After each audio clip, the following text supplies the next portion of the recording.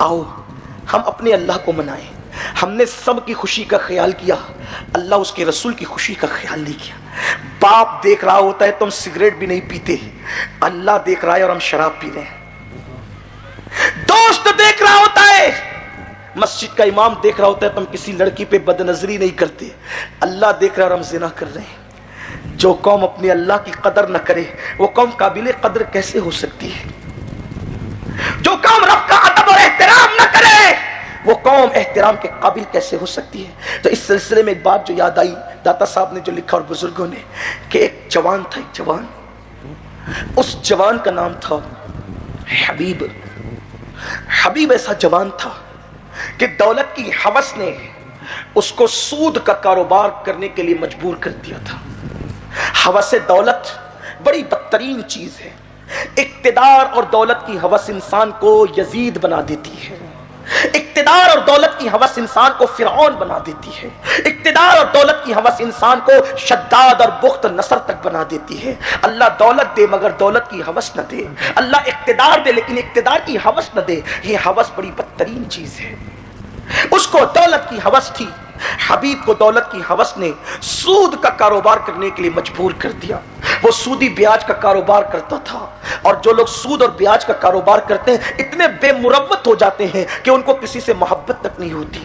اور مسلمان کا بچہ جانتا ہے کہ سود کتنی بڑی لعنت ہے. اللہ کے حبیب صلی اللہ علیہ وآلہ وسلم ارشاد فرماتے ہیں, جس نے سود کا ایک لقمہ کھایا گویا اس نے اپنی ماں کے ساتھ 36 مرتبہ زنا کیا.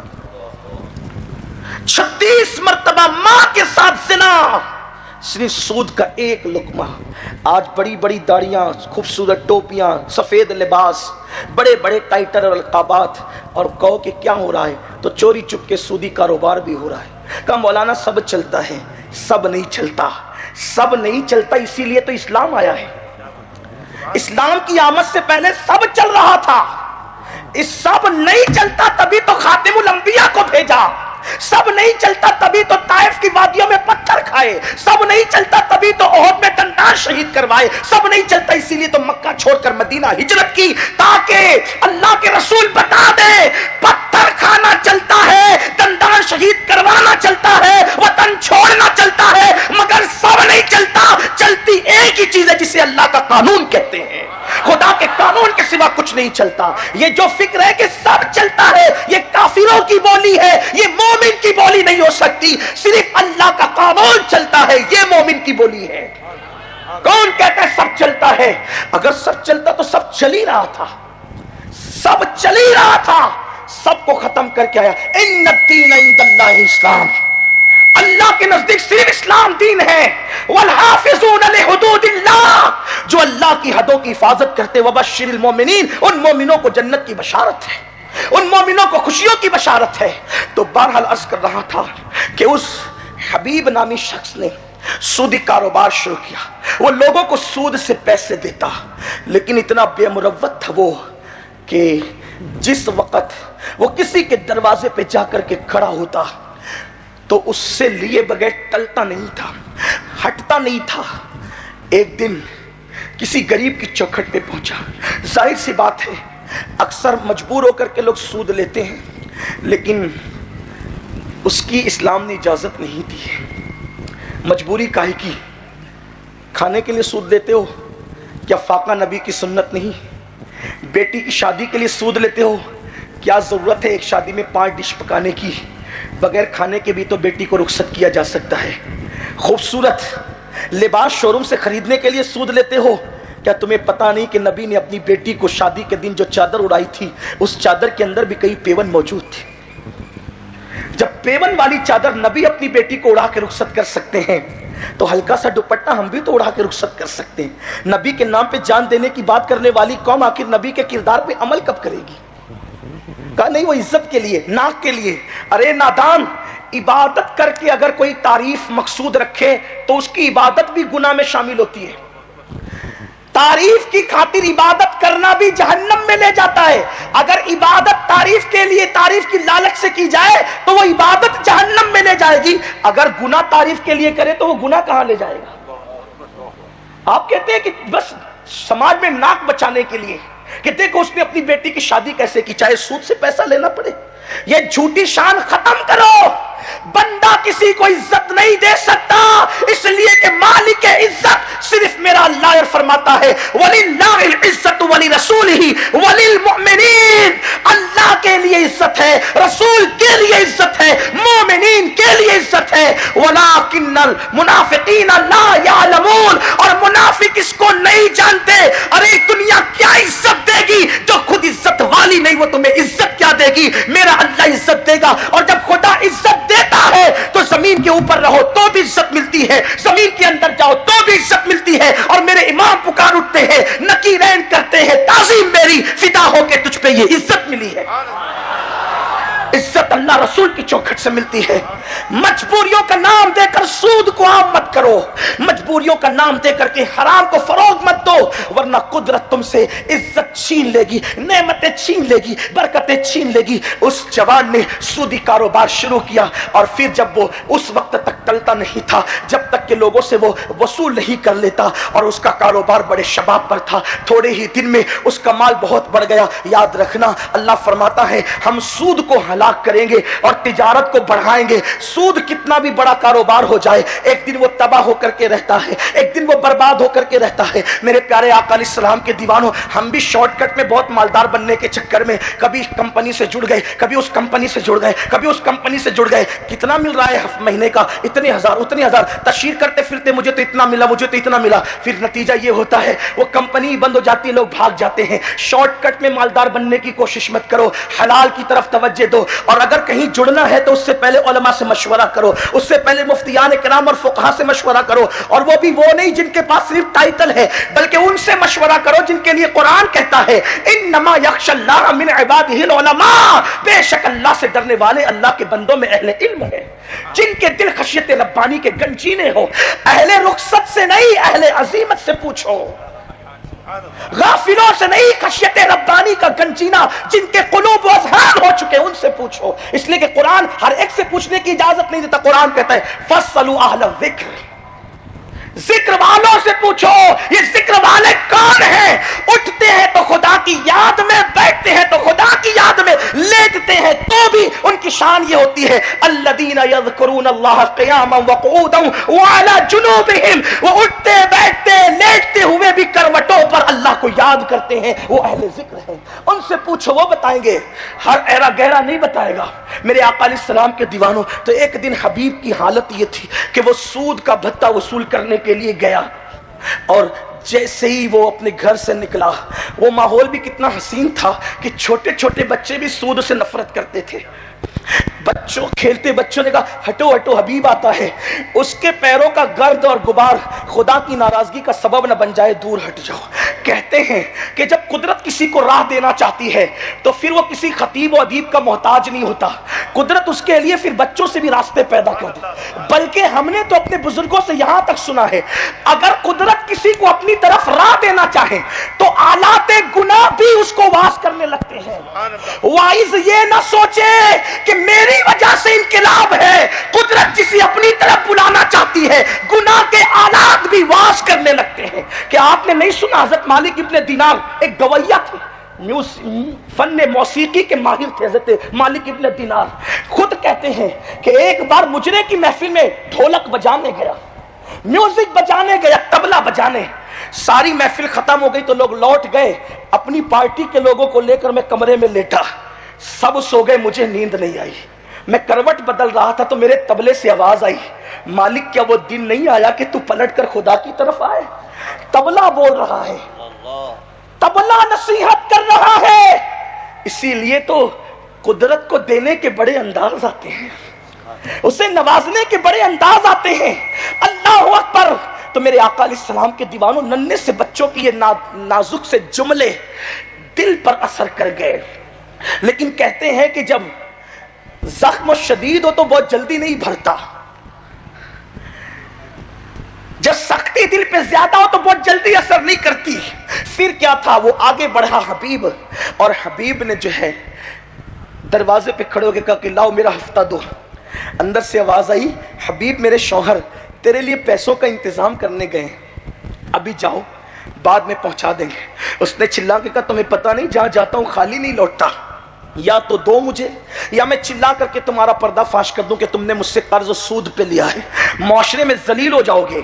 تو اس خاتون نے کہا میرے شوہر تو گھر میں ہے نہیں, کئی دن سے فاقہ کشی ہے گھر میں, ہم نے قرض کے طور پہ بکری کا سر اور بکری کے پیر مانگ کر کے لائے تھے, بس اگر تم چاہتے ہو تو یہ لے جاؤ پھر پیسے بھی پہنچا دیں گے. اس نے کہا تیرے بچے بھوکے رہیں یا مر جائیں مجھے اس کی کوئی پرواہ نہیں, میں نے تو کچھ نہ کچھ لے کر کے جانا ہے. اس کے بعد جو ہے وہ حبیب کے دامن میں بکری کا سر اور پہیے ڈال دیے گئے اور وہ لے کر کے گھر پہنچا. اور پہنچنے کے بعد بیوی سے کہا بہت بھوک لگی اچھے سے پکاؤ. جب پائے اور سر بکری کے پکنے لگے تو خوشبو اٹھی, دروازے پہ دستک ہوئی, دروازہ کھولا گیا تو ایک درویش مرد درویش کہتا ہے کیا خوشبو آ رہی ہے تیرے گھر کے کھانے کی, ذرا کچھ مجھے کھلا سکتا ہے؟ حبیب نے بے مروتی سے کہا یار اگر میں تجھے اسے کھلا دوں تو تم مالدار نہیں ہوگا, البتہ بکری کے پائے اور سر جو میں خود سود میں وصول کر کے لایا ہوں اگر میں تجھے دے دوں گا تو میں غریب ہو جاؤں گا, چل جا یہاں سے, میں تیری کوئی مدد نہیں کر سکتا. کہتے ہیں کہ ہر فقیر مانگنے نہیں آتا, کوئی دروازے پہ دینے بھی آتا ہے. پھر کیا تھا, جاتے جاتے اس فقیر نے کہہ دیا حبیب وہ دن بہت قریب ہے جب قدرت کی عدالت میں کٹہرے میں ہر شخص کو کھڑا کیا جائے گا اور اللہ اس کے اعمال کے بارے میں پوچھے گا. اس دن کوئی کسی کا مددگار نہ ہوگا, یاد رکھ آج پلٹ ورنہ کل پلٹنے کا موقع نہیں ملے گا. اور پھر وہ بندہ چلا تو گیا, اس کے جملے ذہن و دماغ میں گھومتے رہے. بھوک کی شدت سی بیوی سے کہا لاؤ دسترخوان پہ کھانا رکھو. جیسے ہی ہانڈی سے جو ہے وہ ڈھکن ہٹایا تو کیا دیکھا کہ وہ پورا کھانا خون میں تبدیل ہو چکا ہے, پورا کھانا خون بن چکا ہے. اب حبیب کی آنکھیں کھل گئی, ایک تو بچوں کا وہ تانا, دوسرا فقیر کی نصیحت, تیسرا ہانڈی کا خون بن جانا. حبیب نے سوچا اب زندگی بدلنا چاہیے, اب زندگی میں تبدیلی آنا چاہیے, اب زندگی کے اندر انقلاب آنا چاہیے, اب گناہوں سے رشتہ توڑ کر مولا سے رشتہ جوڑنا چاہیے, اب برائیوں سے رشتہ توڑ کر نیکیوں سے رشتہ جوڑنا چاہیے. پھر کیا تھا, حبیب نے سوچا چلو توبہ کرتے ہیں, لیکن پھر سوچا توبہ کسی اللہ والے کے ہاتھ پر کریں گے, کسی اللہ کے برگزیدہ بندے کے ہاتھ پہ کریں گے. پھر کیا تھا, حبیب ان دنوں بصرہ کی زمین پہ رہتا تھا, اس نے سوچا کہ جائے کہاں. اس کی خوش نصیبی تھی کہ ان دنوں زمین کے اوپر حضرت حسن بصری جیسی ہستی موجود تھی جو مولا علی کے مرید بھی تھے, خلیفہ بھی تھے, حضور کے رضائی بیٹے بھی تھے, ام المومنین حضرت ام سلمہ کا دودھ پیا تھا. جب حسن بصری کی خانقاہ میں قدم رکھا, حضرت امام حسن بصری لوگوں کو نصیحت اور واعظ کر رہے تھے, لوگوں اللہ سے صلح کر لو, لوگوں اللہ سے صلح کر لو, لوگوں اللہ سے صلح کر لو, توبہ کرو, خدا کے قریب ہو جاؤ. کتنے بھی پاپی ہو اگر توبہ کرو گے تو معاف کر دیے جائیں گے, کتنے بھی بڑے مجرم ہو اگر توبہ کرو گے تو معاف کر دیے جاؤ گے. ارے جب وہ مشرکین کو توبہ کے بعد بخش دیتا ہے, کلمہ پڑھنے کے بعد بخش دیتا ہے, کافر کلمہ پڑھ کے مسلمان ہو جائے وہ بخش دیتا ہے, اگر تم توبہ کرو گے تو بخش دیے جاؤ گے. تیور یہ تھا کہ کہتے کہتے آواز نکلی, اگر آج کے دن حبیب سود خور بھی توبہ کر لے تو اللہ اس کے پاپ نہیں دیکھے گا, اللہ اس کو بھی بخش دے گا. کہتے ہیں کہ وہ محفل کے کنارے کھڑے تھے, وہ قریب آئے, کہا حضرت ایک بار یہ جملہ اور کہہ دے, کہا آج کی تاریخ میں اگر حبیب سود خور بھی سچی توبہ کر لے اللہ اس کو بھی معاف کر دے گا. پھر اس کے بعد ایک قریب آ کر کہتے ہیں حضور ایک مرتبہ یہ جملہ اور کہہ دے کہ اللہ اکبر. حسن بصری نے کہا اگر آج کی تاریخ میں حبیب سود خور بھی سچی توبہ کر لے تو میرا اللہ اس کو بھی معاف کر دے گا. بس اتنا کہنا تھا. حبیب نے حسن بصری کے قدم پکڑ لیے اور کہتے ہیں اگر حبیب کی توبہ قبول ہے تو آپ گواہ رہے کہ حبیب اپنے سارے گناہوں سے توبہ کر چکا ہے. اور پھر امام حسن بصری نے کہا حبیب کون؟ کہا میں ہی تو حبیب ہوں. کہا جس کا یاد ہے پیسے لوٹا دوں گا, جس کا یاد نہیں سارا مال آج سے اللہ کی راہ میں وقف کر دیا ہے. امام حسن بصری نے مرید کیا, گھر کی طرف چلے.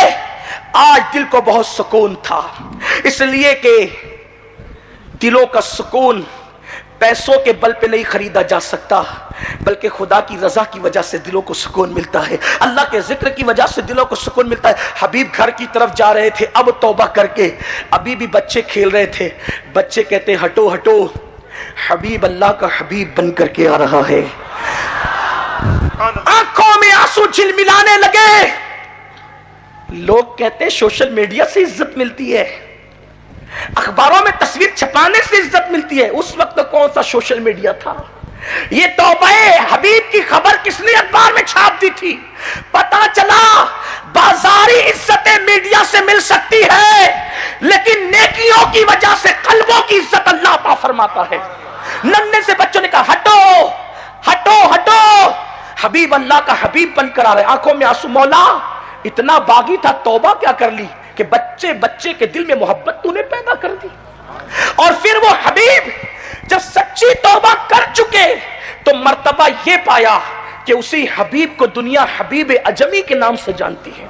और इमाम हसन बसरी जैसी जात कहती है कि क़यामत में अल्लाह अगर मुझसे पूछेगा कि तू दुनिया से मेरे लिए क्या लाया है तो मैं हबीब अजमी को पेश करूं। तौबा हसन बसरी के हाथ पे की, लेकिन हबीब अजमी का मकाम क्या हो गया सुनिए, और हैरान हैरान रह जाइए कि कुदरत जब नवाजती तो किस शान से नवाजती है। एक मर्तबा इमाम हसन बसरी हबीब अजमी से मिलने के लिए आए, ध्यान देना, मिलने के लिए आए। मगरिब की नमाज हो रही थी, हबीब अजमी नमाज पढ़ा रहे थे। हसन बसरी ने सोचा पहले के मामलात तो बड़े अलग थे, तौबा कर ली अगरचे, और फिर कुरान हबीब उस शान से नहीं पढ़ते जैसे अरबियों का लहजा है, कुरान हबीब उस शान से नहीं पढ़ते जैसे अरबियों का लहजा है। अल्लाह अकबर। तो हसन बसरी, इमाम हसन बसरी ने अपनी अलग नमाज पढ़ी, और जब अपनी अलग नमाज पढ़ी उस रात सोए तो ख्वाब में क्या देखते हैं कि अल्लाह का दीदार नसीब हुआ। इमाम हसन बसरी ने अल्लाह को ख्वाब में देखा, बहुत सी बातें की, तो कहने लगी अल्लाह अब तो तमन्ना बस एक ही है कि तू राजी हो जाए, मैं तुझे राजी करना चाहता हूं और तेरी रजा चाहता हूं। अल्लाह की तरफ से जवाब आया, हसन हमने तो तुम्हें मौका दिया था राजी हो जाने का, हमने तो राजी हो जाने का मौका दिया था, तुमने उससे फायदा नहीं उठाया। हसन बसरी तड़प कर कहते हैं कब मौका दिया था? कहा आज ही तो मगरिब में मौका दिया था, अगर तू हबीब के पीछे मगरिब पढ़ लेता तो मैं तुझसे राजी हो जाता और तेरी सारी जिंदगी की इबादत को शर्फ कबूलियत अता कर दिया जाता।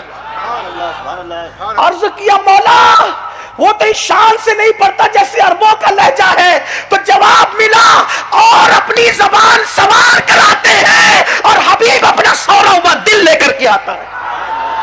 देखा आपने, सच्ची तौबा के बाद ये शान हुई। तौबा कराने वाले हसन बसरी से कहा जा रहा है कि उनके पीछे नमाज पढ़ते तो हम तुझे रजा का मुजदा अता कर दे। इसका ये मतलब नहीं कि अल्लाह उनसे नाराज था, इसलिए कि रजा के भी कई दर्जे हैं जिसका तस्करा यहाँ नहीं हो सकता, ये टाइम भी नहीं है। तो याद रखना, फिर इतने मुत्तकी हुए हसन बसरी, इतने मुत्तकी हुए हबीब अजमी कि अल्लाह अकबर, एक कनीज 25 साल तक घर में रही, उसको कहते हैं जरा बेटा फुला कनीज को बुलाना, तो हंस के कहती वो मैं ही तो हूं, आप मुझे पहचानते नहीं, 25 साल से आपके घर में मुझे पहचानते नहीं। फरमाया अल्लाह की इज्जत की कसम मैंने तुझे कभी नजर भर के देखा भी नहीं। ये तकवे का हाल हुआ।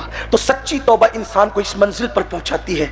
आओ आज से पहले अगर कुछ भी हुआ हो तौबा कर ले, तौबा का दरवाजा खुला है, अल्लाह से सुलह कर ले, वो सुलह करने के लिए तैयार है। बल्कि मेरे आका की हदीस तो यहां तक है, शाम को कुदरत वाले हाथ अल्लाह फैला करके कहता है दिन भर के पापी आ तौबा कर ताकि मैं तेरे दिन के गुनाह माफ कर दूं। रात के आखिरी पैर में कुदरत की रहमतें हाथ पसार कर कहती आ जा मेरी रहमत के अंदर, चादरे रहमत में आ जाओ। रात के पापियों, रात की आखिरी हिस्से में तौबा कर लो, हम तुम्हें माफ कर देंगे। लेकिन इतनी तौबा की दावत कुदरत की तरफ से दी जाती है, हम सब की दावत पे लब्बैक कहते हैं, रब की दावत पे लब्बैक नहीं कहते। लेकिन जिस दिन मौत की ये लटकती हुई तलवार रूह और जिस्म के रिश्ते को खत्म कर देगी, फिर तौबा का दरवाजा बंद हो जाएगा। सूरज मगरिब से जब निकलेगा तब निकलेगा, तब तो दरवाजा सबके लिए बंद होगा। लेकिन जब मौत आती है तो भी दरवाजा बंद हो जाता है। मरने के बाद अब किसी की तौबा मोतबर नहीं है और मौत का कोई भरोसा नहीं, कब मौत आई नहीं कह सकते। इसलिए तौबा करते रहो, बार बार करते रहो। लेकिन एक आखिरी में बात ये भी अर्ज कर दूं, हजरत मालिक इब्ने दीनार कहते हैं कि हदीस पाक है जब बंदा तौबा करता है अल्लाह माफ करता है, फिर गुनाह करता है तौबा करता है अल्लाह माफ करता है, फिर गुनाह करता है तौबा करता है अल्लाह माफ करता है, फिर बंदा तौबा तोड़ देता है तो अल्लाह फरमाता है मेरे बंदे मेरे साथ मजाक तो मत कर, मेरे साथ मजाक मत कर। और सुन लो, जो अल्लाह की बारगाह में उसकी रहमतों का मजाक उड़ाए उसका अंजाम क्या है। आओ आज इस सुन्नी इज्तिमा में गुरूब आफ्ताब के वक्त इतने उलमा सादात अल्लाह के बरगज़ीदा बंदे यहाँ मौजूद है। अल्लाह की बारगाह में हम सब अपने तमाम गुनाहों से तौबा